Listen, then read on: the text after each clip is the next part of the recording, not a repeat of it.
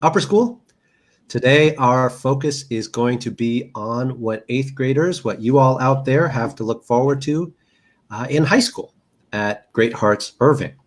I'm Michael Malpiedi, the assistant headmaster. I've seen you all before, and I'm happy to see you again here.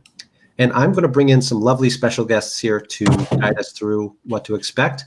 I'm bringing Miss O'Neill, our college counselor, who's done outstanding work this year and is going to be leading us into next year as we prepare for the years beyond high school, and our athletic director, Mr. Gray.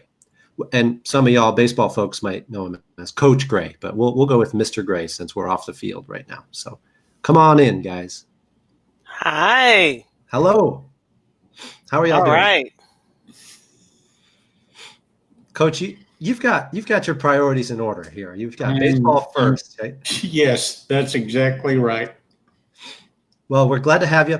I think we should jump right in. I've got a little presentation to guide our notes. If any of y'all out there are watching, happen to have a question, Miss O'Neill is ready to take notes. I'm ready with my priorities. Ready?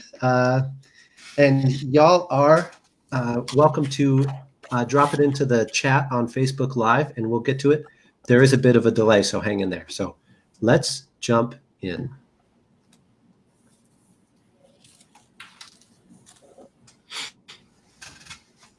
Welcome. Looking ahead to what we'll talk about here in the next 30 minutes or so, we are going to take a big general look at what we do here in the high school. We're going to kind of introduce you, or at least give you the names of the teachers you can look forward to in each subject. And then we're going to get into some details that are unique to the high school experience here at Great Hearts Irving. And hopefully, for the next 4 years, you'll be taken after this fine gentleman here in the picture. His setup is actually a lot cooler than mine. But we'll be joining him in study. So let's go ahead.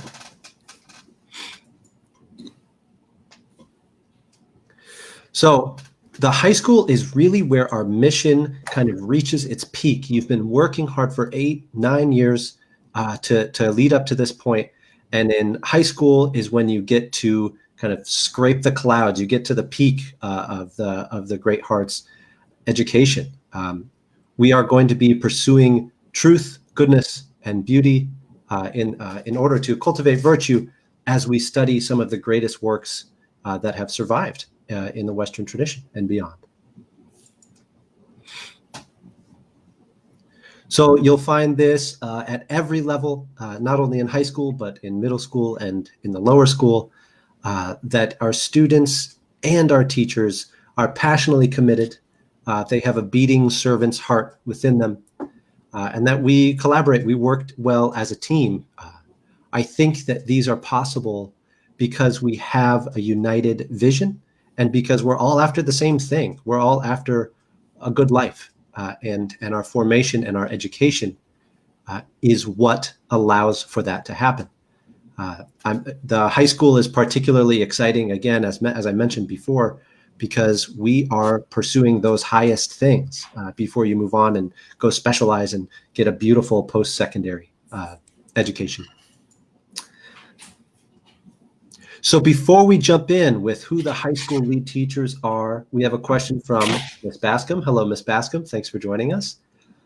This particular presentation will be focused on what eighth graders, also known as rising ninth graders, have to look forward to in high school.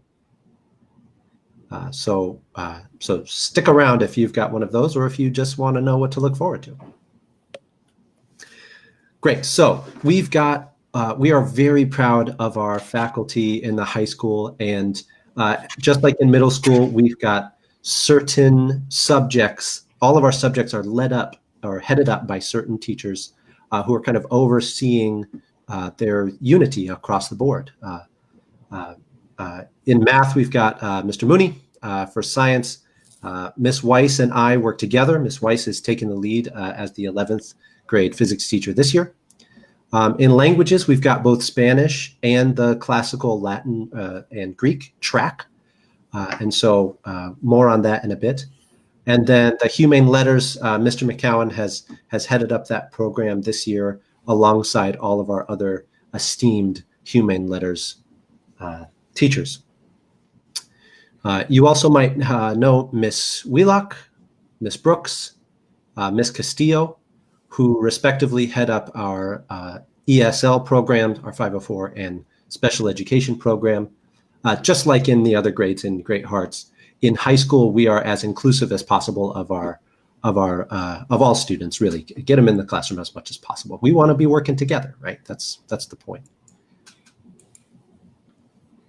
So in high school, this is really the core, and there's a reason we start with the student-teacher relationship. It's because it's at the core of a good high school education.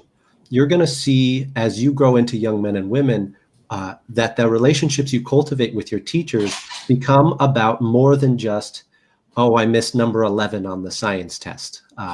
They become lasting professional relationships in which you are given the opportunity and the vice and the vision to grow. And we trust our teachers to lead those conversations and to develop those relationships. And if I can add, a personal note, it's the high school, those relationships that you develop in middle school and especially high school and beyond that really attract our excellent teachers to the work. The opportunity to work towards a good life alongside you all, alongside the young men and women in our high school is at the absolute center of what we're doing. It really is the core. I can talk till I'm blue in the face. I'm really proud of our teachers and I love to brag about them.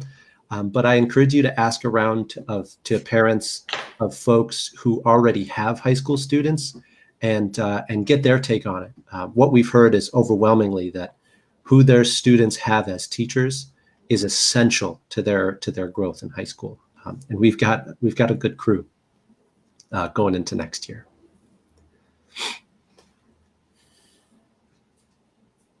Yes, Miss Nichols, thanks for that. You are absolutely right. Could you click ahead, please, Miss O'Neill?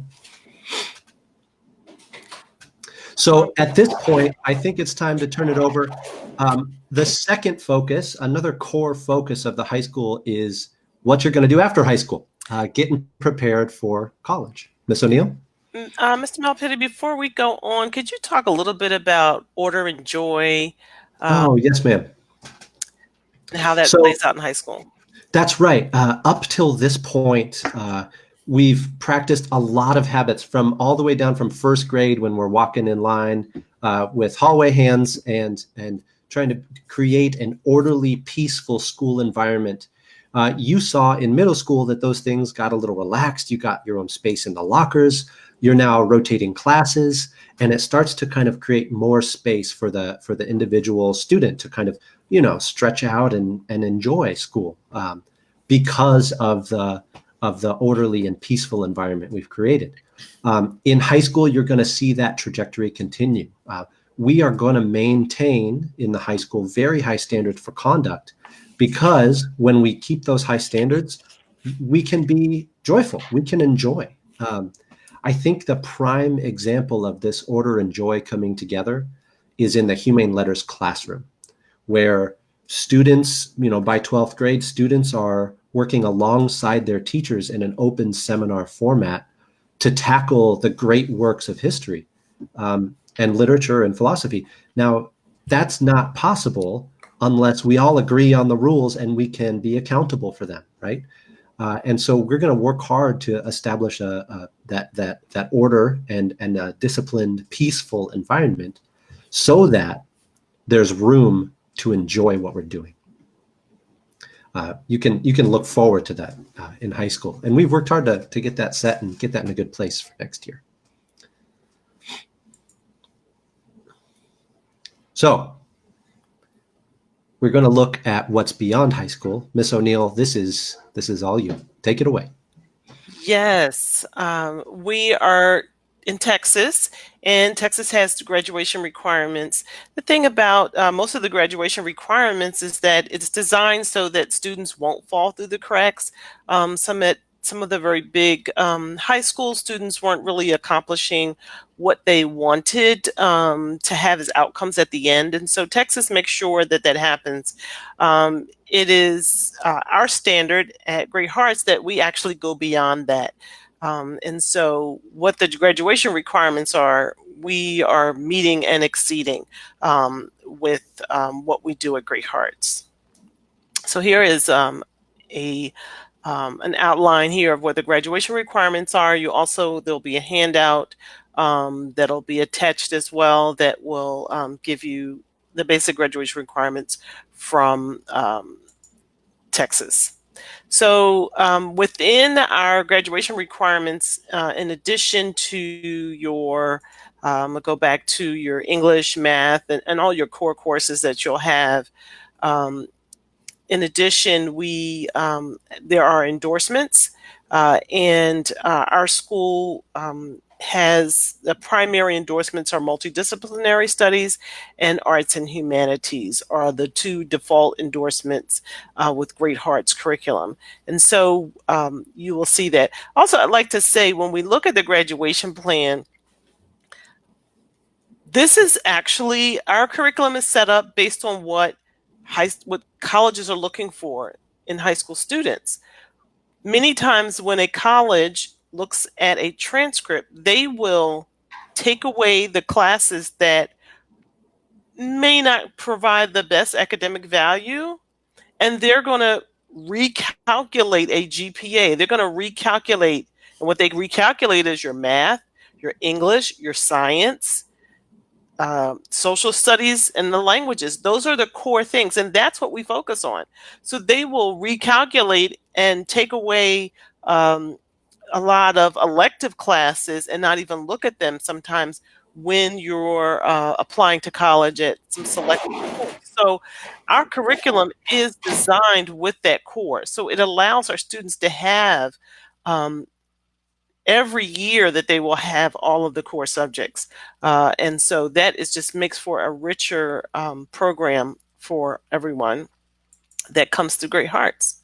Our graduation plan, we will show you the graduations are just so you can see and you understand what those endorsements are at the end of 8th grade. And then also at the beginning of 9th grade, that one parent signs this graduation plan as well. So you see it, and then we actually will have you sign it. And I think, Mr. Malpiedi, were you going to go ahead and talk about the end of course exams? Yes, ma'am. Thank you. So we've got a question in the chat from Miss Nichols. Thank you, Miss Nichols. We will absolutely make this available to y'all digitally. This video will be recorded and posted to our Facebook page. And if you'd like actual copies of these handouts and things, if you just send us a quick email, we'll get that back to you within 24 hours. We're happy to make that wildly available. Mm-hmm. And I think, I'm not sure if I have it pulled up on my computer, the endorsement page that's the handout, and I'm almost I don't know if I can switch from this to that and back. So maybe at the end I'll be able to pull that up. Yeah, I will absolutely make it available to Miss Nichols and anyone else who sends just a quick email via email. That's going to be the quickest way to get it. And then check the website for updates. It might take a little time to get it up there, but we'll be happy to make that available via the website.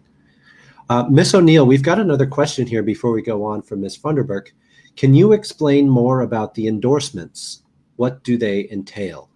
So the endorsements are when you have, the certain credits that you're supposed to have. Let's say you have, if you have, let me see if I pull that file up. I'm going to pull the file up. It explains it well. Okay. And all right, I'm the one that's looking at it right now. I don't know how to pull it up in front of everyone else. So the endorsements are actually additional credits. So you need to graduate 22 credits. And so the endorsements are 26 credits. So those are things that are an addition to what you need to graduate. So here it says Great Hearts requirements are 26 to 27. Our regular graduation requirements are what the state has as endorsements. So once you graduate with Great Hearts, you will have endorsements, unless there's a special education program or something that's set up separate. But our normal default is that we have 26 credits. And so therefore you will have those endorsements. So those are those extra classes that you took beyond the foundations, which would maybe like one art class and an additional art class. Well, for Great Hearts, you have to already take it. If you were at another high school for a foundation's diploma with 22 credits, you would need to take that extra art, but you take it at Great Hearts. But as you take it at Great Hearts, it allows you to get an endorsement, which are additional, that the student has put in extra work beyond a foundational diploma. So it is actually showing that the student has, in addition, their transcript is enriched with multidisciplinary, as well as with languages, as well as art, that we have more than what's required with the 22 credits. And so the endorsements are additional credits that are needed. And Ms. O'Neill, those endorsements appear on the student's transcript, correct? So Yes. when they apply to colleges, the admissions will receive that clear endorsement that this student has gone above and beyond. Yes. Okay. Excellent. Good question, Ms. Funderburg. Thank you. Very good question. Now, I'm happy to take on the EOC exams here. Mhm. Great. So in certain classes, in order to get accredited for a high school education, the state of Texas requires what are called EOC exams. These are essentially just STAR tests for high school classes. When you pass this test, it counts as saying that you have passed this course and you're good for high school. So in order to pass high school, in addition to those requirements Ms. O'Neill listed in the previous slide, your student will need to pass 5 EOC exams, which come in May, just like STAR. It's a big multiple choice test, just like STAR. It's the same thing. Your students will not be new to the game. Those courses are Algebra 1, U.S. History, Biology, English 1, and English 2. You might notice that Algebra 1 is a course that we offer before your student reaches high school. And that's okay. They still pass the test at the end of the year. They receive that credit, and it means that we can carry on with our coursework with that established on their transcript already.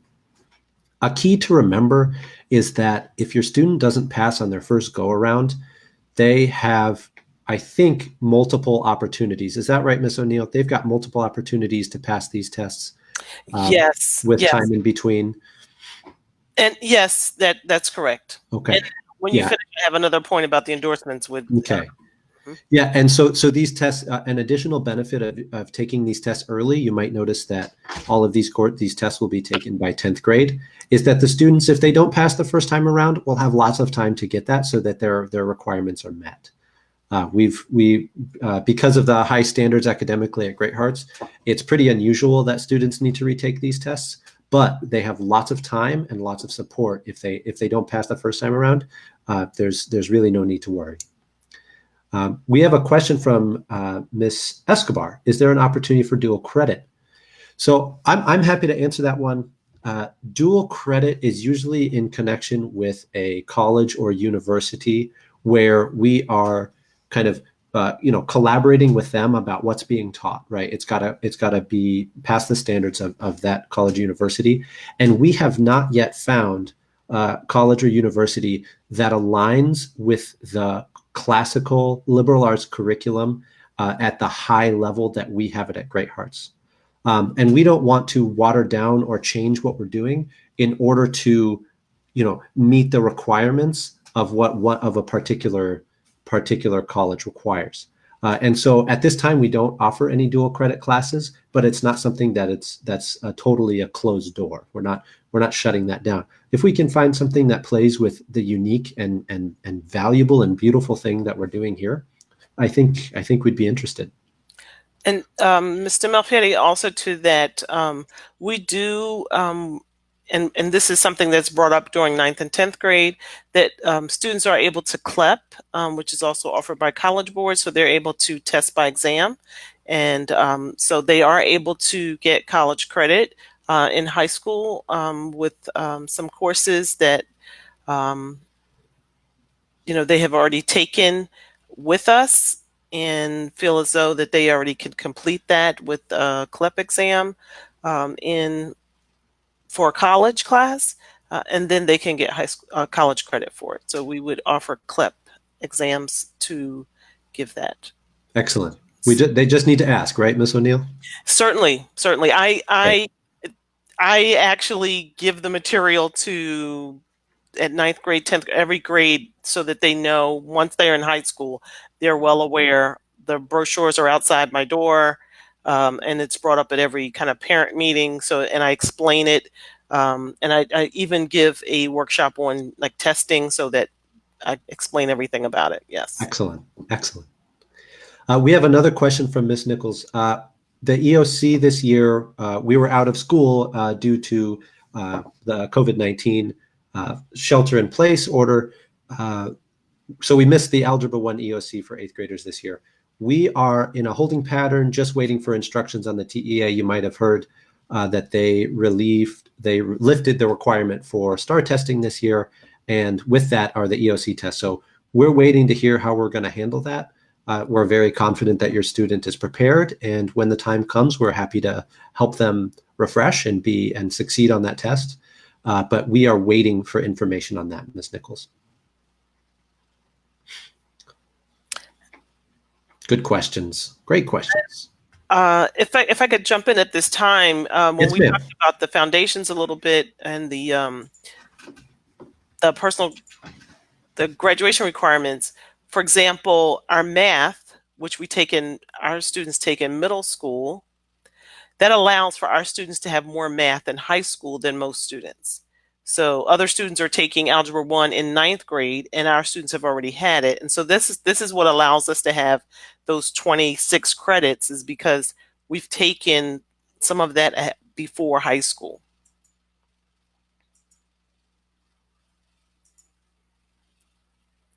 All right, so the College 101 classes I started to talk a little bit about them, but the College 101 classes are classes that are held several times a year, depending on what 10th and 11th grade. It's probably about 6 to 8 times a year. They will meet with me, the college counselor, and each time different topics are covered. And I believe so, for example, within the class, we'll discuss Naviance, we'll go over college testing, we will go over how to select a college, what to do for a college visit. We'll also have to bring the computer card around, and the students will go ahead and log into their Naviance account. And so we'll actually look at some of these things, how to do them. We also offer essay workshop for college essays for 11th grade. But just looking into high school, there are different levels of this for every grade, but they all receive classes that I actually go in and provide the material and explanation, and give them homework, or just making sure that they are aware of what it is they need, as well as drop-in hours that they can come during lunchtime or emails or what have you. But the College 101 is a set curriculum that we use within all Great Hearts. We use our own personalities to maybe, when we teach it, but we're using a very similar information that we're sharing with the students throughout Great Hearts, Texas, to keep our students moving along in any plans for college and or career after high school.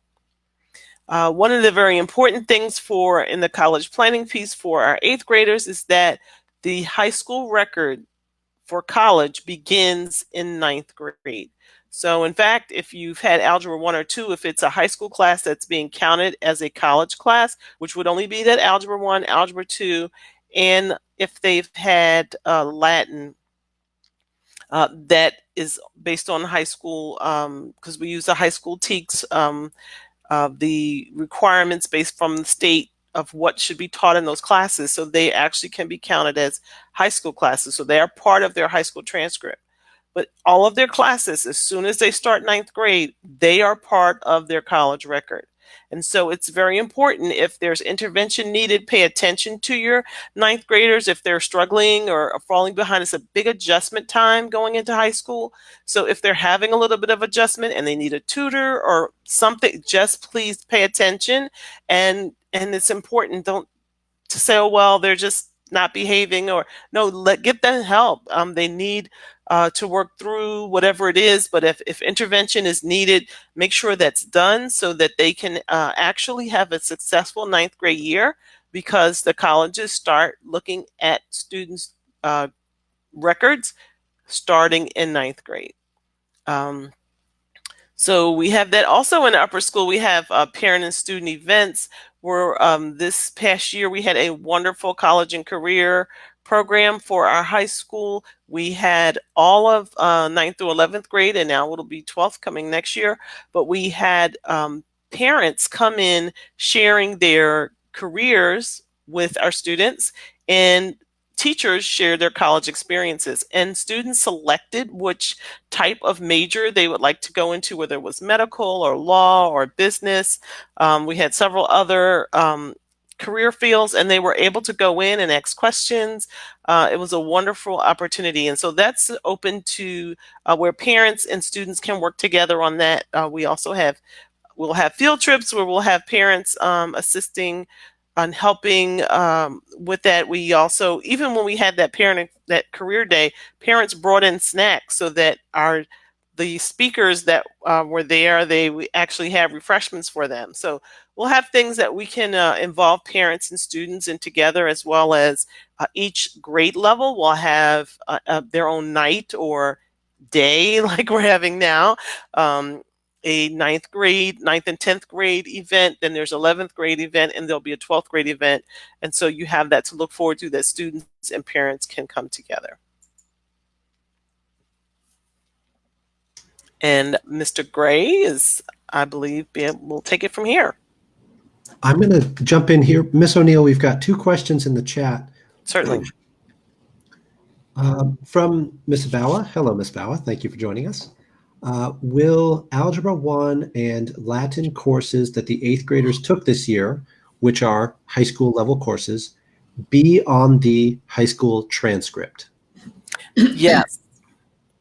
That is a passed. As long as you pass, that's a confident yes, Miss Bauer. It is a confident yes. Good. And as long as if they pass, then they receive credit. But if they didn't pass, then there will be zeros there in that place of credits. So as long as they've passed it, that will be on the high school transcript. Yes. We have one more question before we take a look at athletics. Ms. Richards, when and how do students have opportunity to decide whether they want to stay on the classical Latin track or go with the Spanish route? That's a survey that goes out to families via email at the end of the year. So you can look forward to that coming to y'all. We try and do our best to give everyone their first choice, of course, and that will be via survey to the parents. We want to make sure that the family is making that decision for what's best for that student, whether it be Latin and Greek or Spanish. So heads up on that. Communication is to follow this month. Mr. Gray, we have got just about 11 minutes. Take it away. Okay. And I don't need any more than 5. If you will look at the slide, we have high school boys. We have basketball, rugby, and baseball. Added to that should be soccer and volleyball. We're going to be starting volleyball next year for high school boys. High school girls, you have volleyball, basketball, and soccer. That's awesome. Okay. One of the things that I want to point out is that our school at Great Hearts, excuse me, From K through 11 last year, we had 52%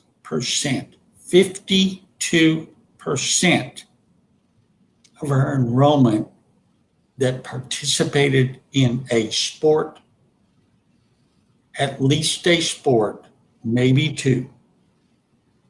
K through 6 was 34%. 7th and 8th was 56%. And 7th through 11th was 63%. I think it's very important to understand that over half of our enrollment participates in sports. Because as I see it, sports manifest the values of Great Hearts on the courts and on the fields. It's very difficult for someone in the community to see the values of our students in the classroom, but it is very easy for a community person to see the values and the virtues of our students on the court. If they come see a basketball game, if they come see a soccer game, if they come see a volleyball game, a rugby game, a baseball game, they will see our students thank the other players and thank the referees or the umpires for the game, which I think manifests the virtues that we're looking for. We're looking for truth, we're looking for beauty, and we're looking for goodness. And that's what we're looking for. Now, I see in the chat, is there a fee? Yes, there is a fee. There's a fee of $250. $250. That includes coaches, facilities, uniforms, includes everything. $250 is a minimal fee.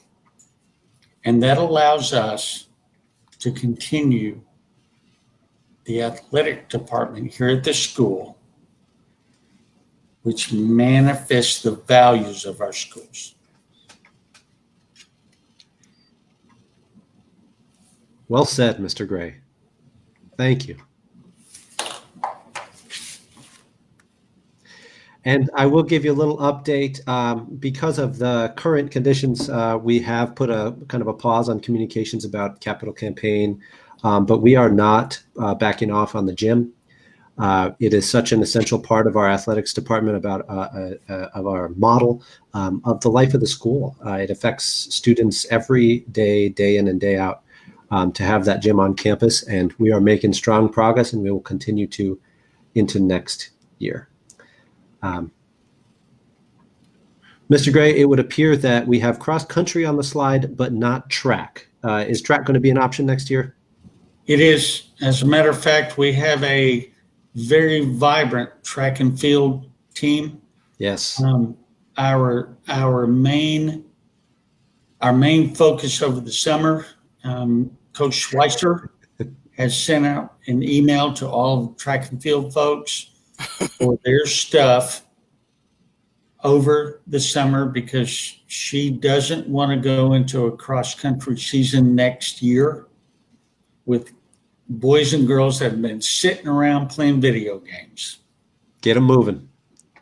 Get them moving. Great. Thank you, Coach Gray, for the update and for the – I'm inspired. I'm fired up. Thank you for that. Well said. Yeah, sure. Yeah. Half of us. And maybe, can I jump in just a second? Maybe if Coach Gray could just, Coach Gray is also a parent, and maybe if he could give kind of that parent's perspective a little bit as students are entering in high school, just how you see it on the parent side.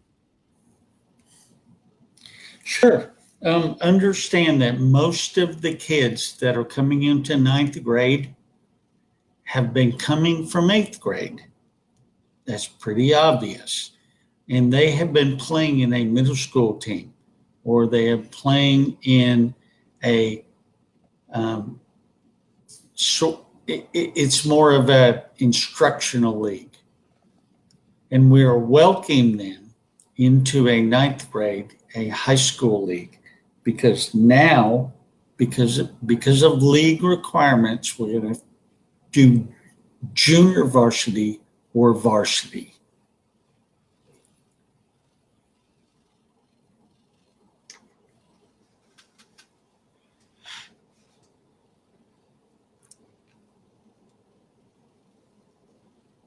Thank you. Excellent. Now, I'd like to shift gears a little and just give you a really brief overview. It's hard to talk about 4 years worth of formation in 4 minutes, but I'm going to do my best. We have some really great things planned and more coming. I would just like to start by saying I'm extremely excited to have your 8th graders in our high school, because they will be the first ones to experience, they'll be part of that first group to experience a full high school. Next year will be our first year of having seniors, juniors, sophomores, and freshmen, having all of those 4 unique years unfolding simultaneously in the same place. So they will be sharing the building with middle schoolers as well, but they will be sharing this building with sophomores, juniors, and seniors as well. I'm very excited to see us at the peak for the first time next year, and y'all students get to be a part of it. That experience is chock full of all kinds of stuff in and out of the classroom. In terms of academic and special projects that they have to look forward to, juniors have a project through their Humane Letters classes to prepare them for their senior thesis. The senior thesis is a kind of college-style thesis where students spend the semester comparing 2 great works of literature or philosophy, and then writing a full thesis paper and defending it before a panel of their teachers. The students will have a thesis advisor, and we find that those relationships are really essential in the growth of your student into a good young man or woman. It's pretty incredible to see what's happened at other campuses, and we're confident we're going to have that here for our seniors moving forward. The senior trip is over spring break.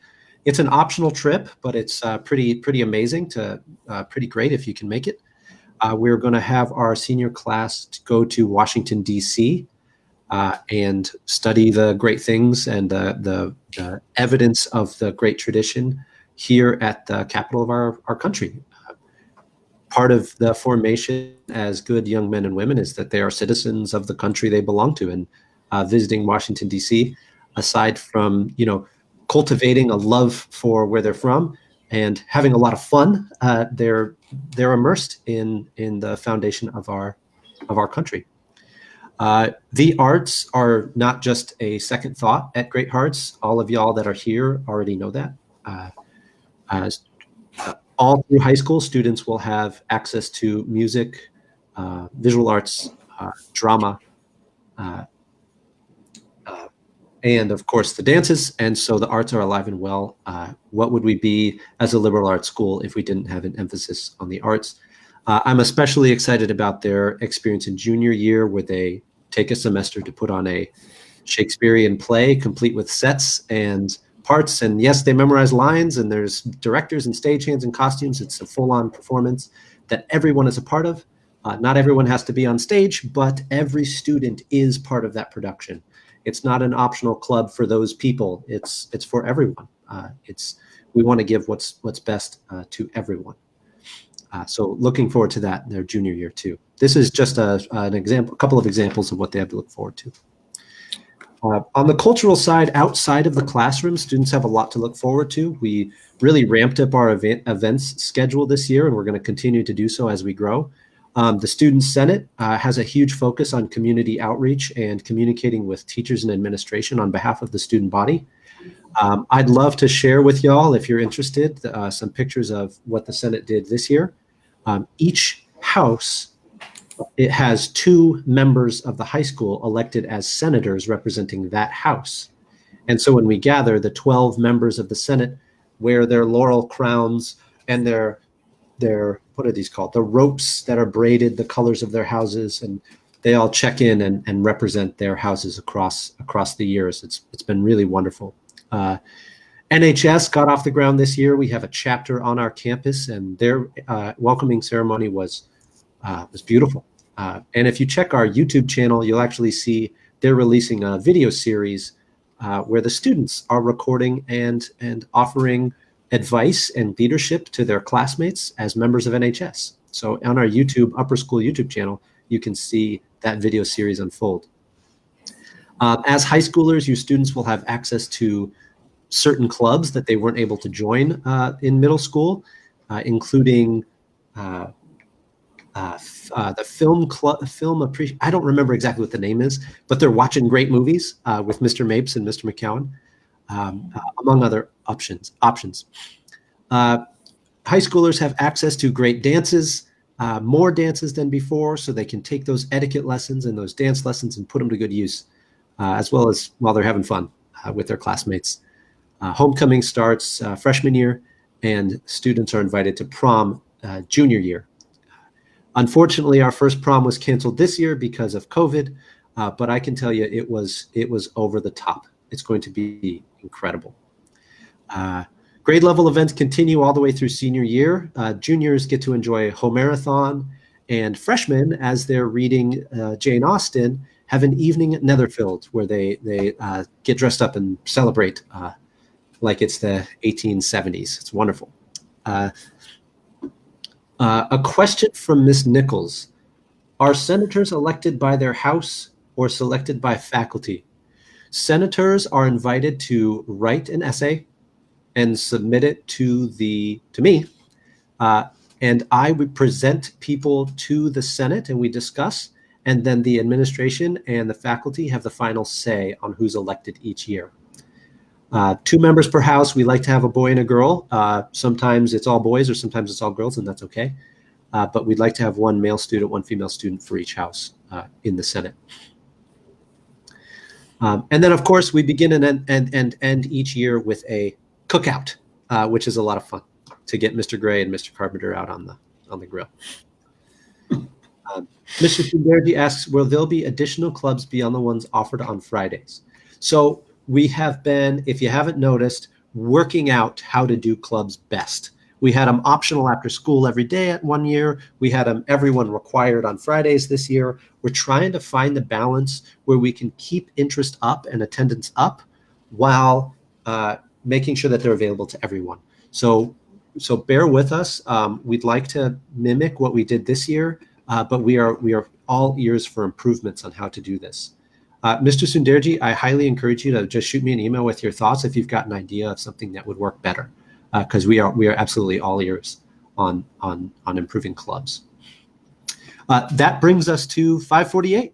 Only 3 minutes over, Miss O'Neill. Mr. Gray, not bad for when I'm involved.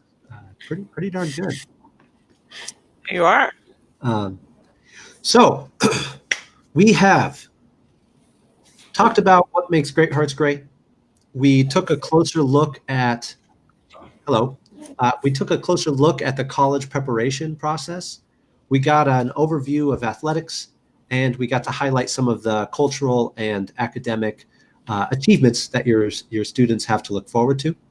I'd like to make all 3 of us, we're kind of a chimera or a Cerberus here, available for your questions. Miss O'Neill, Mr. Gray, thanks for putting this on. This has been wonderful. Yes, Miss Rodriguez Marin, when will senator applications be available for 2020-2021? Those will be connected with the survey. We'll send an information about how to submit your essay. And because we won't be there in person, that selection process will probably take place over the summer, and those will be announced at the beginning of next year. Just because of the outstanding circumstances, we'll have it overlap by 2 or 3 weeks while we get the new Senate installed. So please have your student on the lookout for that message to go home. So great question. Yes, these are great questions. Parents, thank you so much for being here. Students, if you're here, thank you so much for being here. High school is the height, and your student is right at the foot of the mountain. We're really looking forward to having your students join us on the climb. It's really beautiful, and they are part of the pioneering first four. They are going to be the first freshmen when students graduate. So it's a monumental year for us. A final question from Mr. Martinez. Hello, Mr. Martinez. What is a chimera? A chimera is a mythical creature composed of different parts of different animals, usually with the body of a lion and the head of a serpent and the head of a dragon with multiple heads and things. It's kind of a Greek mythical creature. And it was actually adopted, as a biological term for people who fuse together like twins who share limbs in utero. So that name actually became a scientific term, believe it or not. Anyways, thanks for indulging me on this fact. We'll stick with the mythical creature, the dragon tail and the lion's head. And all this. So, Miss O'Neill, will you take us out, please? Oh, certainly. It has been a pleasure having you all here. We are so excited to have the 9th grade coming up into high school and beginning this great journey. We're here for your support. And thank you all parents for all your participation. It makes our job so much easier and makes it more fulfilling by knowing that you're there and you're there with us. And we see Mr. Gray, we definitely have to have some fun putting that baseball in. We do enjoy your children as well as one another. Great Hearts is a great warm place for your child, an environment for them to thrive in. Yeah. Thank you all for joining. Thank you, Miss O'Neill. Thank you, Mr. Gray. Y'all have a lovely evening, and we'll talk to you soon. Goodbye.